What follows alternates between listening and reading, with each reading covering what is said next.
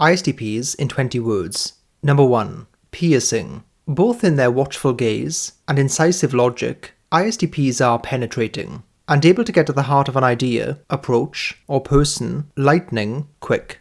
Number 2. Pragmatic. ISTPs fundamentally gravitate towards practical solutions and prefer action over lengthy discussions. They are a fantastic hybrid of being able to hang theoretically with anyone, but actually translate that into energy, effort, and results. They have no deficiencies in this area. Number 3. Taciturn. Say what you mean what you say. Easy. Number 4.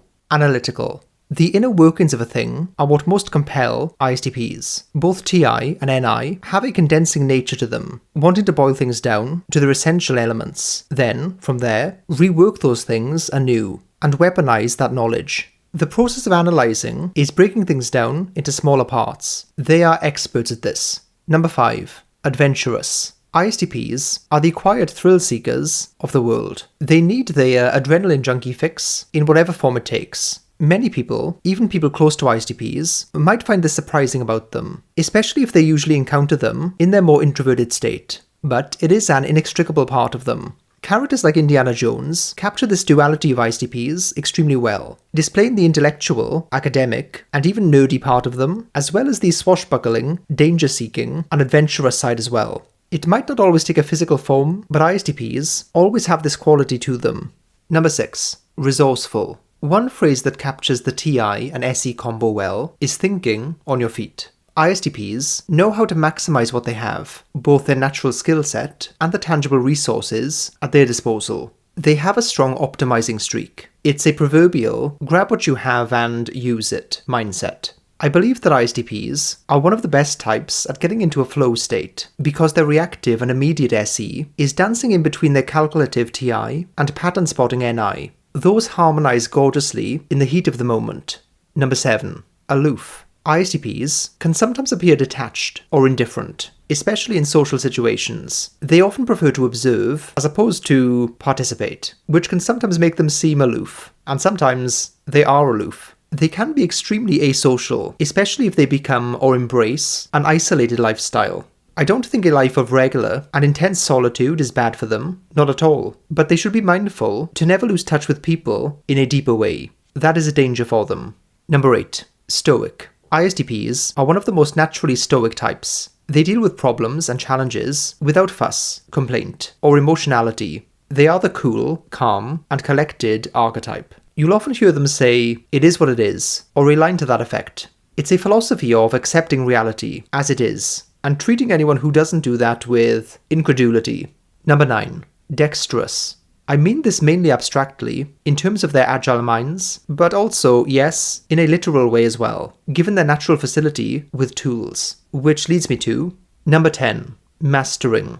ISTPs are stereotypically known as being great tool wielders or craftspeople. The reason is because they're astonishing at mastering things. And many of the most notable and noticeable ways people demonstrate mastery is in a physical or kinesthetic way. If you could peer into the mind of an ISTP, you'd see this mastery on display in terms of how they think, but it's hard to gain that insight. You instead see the external manifestations of it. ISTPs would be great at learning something like a musical instrument. There are many principles and formulas that will never change. Once learned, they can be applied in real time. Those are what I'd call static systems. The principles for playing the piano haven't changed that much over hundreds of years. However, even with very fluid systems, ISTPs can still analyze, spot patterns, and build their own principles, gaining mastery that way. Number 11. Nonchalant. ISTPs often seem to have an I don't care demeanor, and I think it's because often, they don't. Number 12. Impulsive. Any high SE type is going to be this way to a degree. There is an irredeemably lustful nature to it. It wants things, and goes for what it wants. It wants to feel, to experience, to be in the magic of the moment, to push, pull, be pushed, be pulled, forced to react, adapt, resist, and persist against the energy of life. It sees action as a self-justifying thing, imbued with its own value beyond any outcome it might give. To move, to act, to do, is power. Number 13. Autonomous. Independence and self-direction are bywords for the ISTP type. They loathe restrictions. Freedom is always the hill they'll choose to die on. This can be endlessly misinterpreted by the people in their life, who might see it as them detaching or pulling away or resisting having close bonds. This is a big mistake. In order to feel like themselves, they need that space and, yes, distance. So much of their thinking and processing and understanding the world is what I would describe as non-collaborative first. They need to work out what they think of something first before consulting anyone else. However, because of this, if they ever do ask your opinion, you can be sure that they really want to know and take it seriously. Number 14. Catlike. ISTPs are the cats of the human world. Slinky, independent, and enigmatic. They'll grace you with their presence when they feel like it. Curiosity always piqued, with a capacity to both lounge and pounce with equal ease. But don't get too comfy. ISTPs are lone wolves, rebels with a sometimes questionable cause, flipping the bird to red tape, bureaucracy, and sometimes rules altogether. Blink and they're gone, leaving you to wonder if they were really there at all. So, to summarize, they are cat-like lone wolves flipping the bird. Yeah.